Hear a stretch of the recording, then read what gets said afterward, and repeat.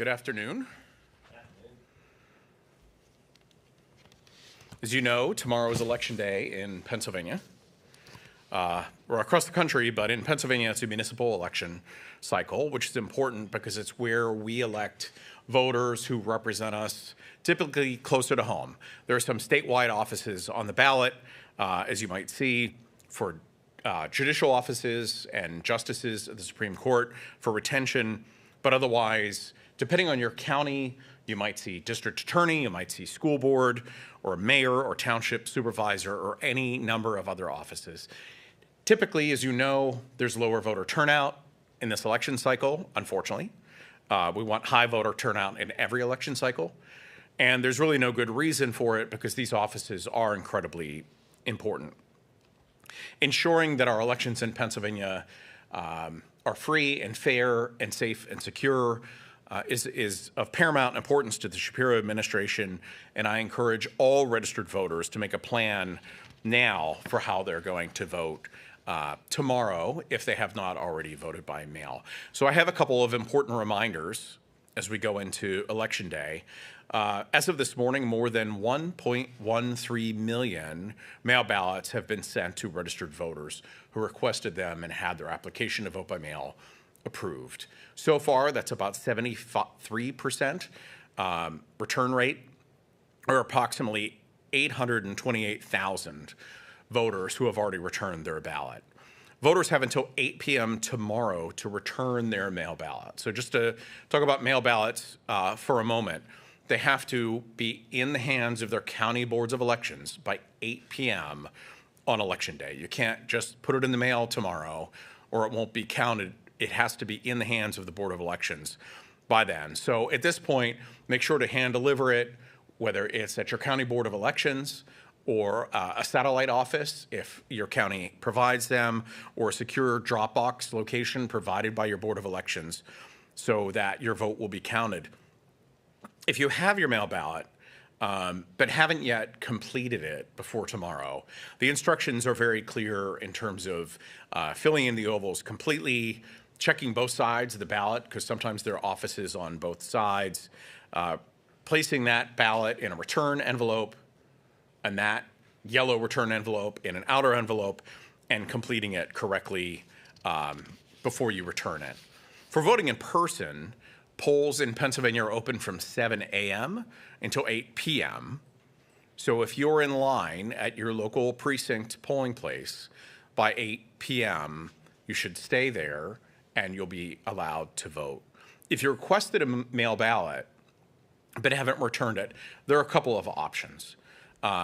You can either, as I mentioned before, return it to your county board of elections or satellite office or Dropbox location, or you can bring it with you to the polling place and essentially surrender it to the Board of Elections for them to void it so that you can vote on the voting system available at your local polling place.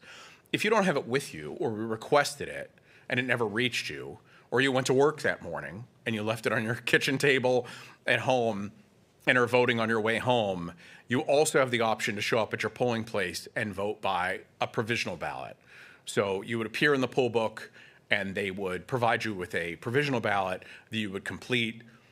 All in-person voting ballots, all mail ballots, all provisional ballots, regardless of whether a race is close or not, are counted in every election, provided they're executed properly, as in you've signed it when it comes to mail ballots or anything like that. So voters have some important rights at the polls that I'd like to remind people of, and that is voter intimidation and coercion in any form are illegal. All voters, including those with a disability or elderly voters or voters with limited English proficiency, are guaranteed the right to vote privately and independently and can seek assistance in doing so, provided it's not, there's a couple of people who are prohibited from assisting you, but it's very limited. It's the Board of Elections at that precinct. It's your union representative or your employer can't assist you. But otherwise, you can seek assistance from others if you need it. Any voter who believes that they've seen or experienced intimidation or harassment should immediately contact their district attorney's office, let the judge of elections know at that polling place, reach out to their county election office, or can also reach out to the Pennsylvania Department of State's year-round hotline, which is 1-877-VOTES-PA, VOTES-PA, or 1-877-868-3772. And we have that service available in a great number of languages. Voters can also find pretty much any information that they could ever need at vote.pa.gov, which is our website. After the polls close, you can go to our website for election results and returns as they come in from the counties. It'll be broken down by county and race and method of voting. And that elections website is electionreturns.pa.gov. One word, electionreturns.pa.gov. And please remember, it takes time to count millions of ballots at the county level, especially in Pennsylvania, where they cannot begin processing mail-in ballots until 7 a.m. on election morning. Dedicated county election officials will spend days making sure that this process is completed and that every eligible vote will be counted and counted correctly. And these public servants deserve our respect, and they deserve our patience as they fulfill their duties and sacred responsibility to count voters' votes. I'm happy to answer any questions that you might have at this time. Do you have any concerns? It is typically, as you said, a low turnout election. Do you have any concerns as on the day before? Any concerns Regarding the election at this point? You know, we've been working very closely with our counties. We've seen a lot of turnover in the past that we've talked about.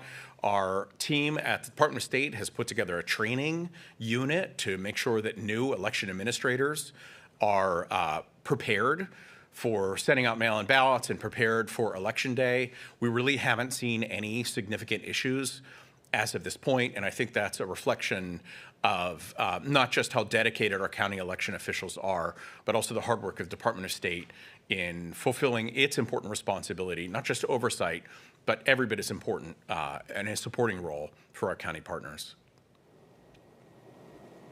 What message do you want to give to Pennsylvanians who may think that this isn't an important election and that they don't have to come out and vote?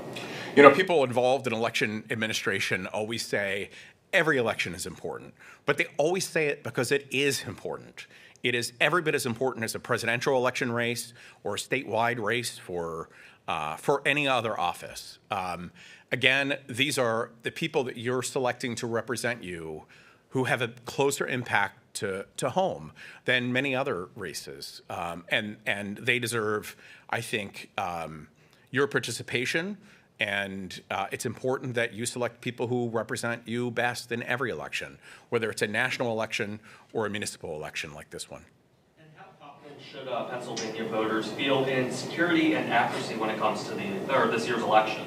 They should feel confident. In Pennsylvania, every voter, whether they vote by mail or vote at their polling place, votes using a paper ballot, whether it's hand-marked or making a selection on a ballot marking device that the voter gets to review prior to casting that vote, or obviously voting by mail. There's a paper record of every vote that's cast. Now, no election official knows how anyone individually voted, but they do have a record of every ballot that is cast that's used in 2 audits after every election in Pennsylvania to ensure that the tabulation of those results are accurate. Do you have an opinion on all the money that's been spent on the retention election, which are normally much quote-unquote sleepier affairs, and even last night President Trump urged people to vote no and suggested that those justices, quote, interfered in the 2020 election? Well, given the volume of money that's spent, it can tend to contribute to increased voter turnout. And voter turnout being increased is always a positive thing. It's important that voters hear every side of every issue, and when there's more advertising and everything else, you can make sure that no one makes it through tomorrow without remembering that it's Election Day, and that's important. Have there been any recent court cases, either Superior, Commonwealth, or Supreme, that's changed some of our election protocol? I know there was a lot happening last year. Is there anything that people need to be aware of that's happened this year? Yeah, that's a really good question. Yeah, some months ago, there was a court case that determined at a very high level that ballots that are undated or misdated by the voter when they vote by mail should be counted. Now, the voter is still required to sign the outer declaration envelope when it's returned, but as we see frequently with elderly voters, well, not frequently, it happens infrequently, but it happens, when it does happen, it happens frequently among elderly voters where they will sign it and write their birthday, for example. Department of State in the past 2 years really did a lot of work working with our county partners, working with design experts and all the rest to completely revamp the appearance of the declaration envelope. And it has shown in recent elections to significantly drive down the number of ballots that are rejected because a voter made a mistake. There weren't, again, a lot of votes that were rejected that way, but every vote is precious and wouldn't want one eligible vote cast by an eligible voter on or before Election Day and returned to the Board of Elections like it should be to not be counted. So we've worked closely, as I said, to make it more user-friendly.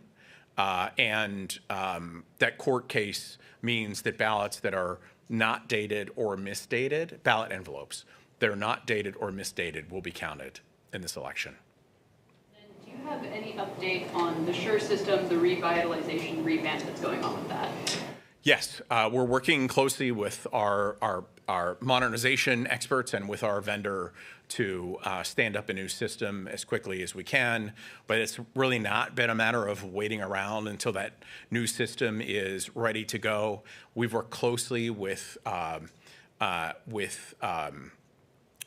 other departments and also with our current vendor to make sure the SURE system is prepared just as it was for the presidential election last year, to make sure that it's prepared for this election as well and gets us through until a new system is brought online. Do we have an estimate if that new system will be ready for 2026 midterms? I can't really speak to that right now. Yes, Mark. Just to reiterate, ballots without a date on the return envelope, mail-in ballots without a date on the return envelope or with a wrong date are to be counted in this election, and counties have been advised to do that. That's right. Every county is required to count mail-in ballots even if a voter did not hand date or misdated, like wrote their birthday, on that outer declaration envelope. When that occurs, it's not like the Board of Elections, well, I shouldn't say a double negative. The Board of Elections knows when that ballot was returned. They know it was returned by 8 p.m. on Election Day, and they've time-stamped it. So that date really has no material impact on whether the voter returned that ballot in time or not. If the voter completed it and wrote January 6, 1947, that should not suggest the ballot was cast on January 6, 1947. So they time-stamp them when they arrive and make sure that only timely returned ballots are counted. And that's because of a Third Circuit decision? Correct. Is there any requirement for those ballots to have a provisional ballot that come in instead, or it's just they have the incorrect date, they're still counting? Yeah, if there's an incorrect or if the voter did not add their, again, they're required to sign it, but if they did not add the date or they misdated it, then that mail-in ballot will be counted. And that's something we've advocated for. I know in my experience and in all the other counties who have testified, they don't use that date for any purpose whatsoever, except reviewing it, resulting in voters having their ballot not be counted. Again, this happens extremely infrequently, but every ballot is precious, every vote is precious, and we don't want any vote cast by an eligible voter on or before Election Day to not be counted. So we're very happy with that court decision. Okay, thank you all, and thanks for the important role that you all play in making sure our voters are educated about elections and about the rules and everything that's required. It is not complicated. It is not a difficult process. and we want everyone to take advantage of it. So I just want to say, on or off the record, that I'm very grateful for all the work that you do. Thank you.